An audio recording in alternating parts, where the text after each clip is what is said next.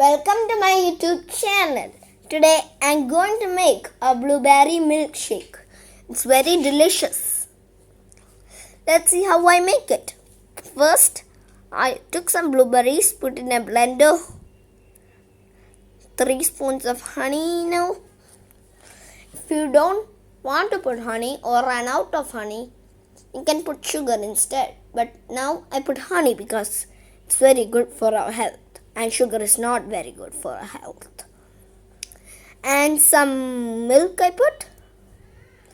Then vanilla ice cream. Now I'm going to blend it. Can even call it blending time for that. Blending is done. The blueberry milkshake is ready to be served. It's very delicious, quick and easy to make. I put some vanilla ice cream on the top again.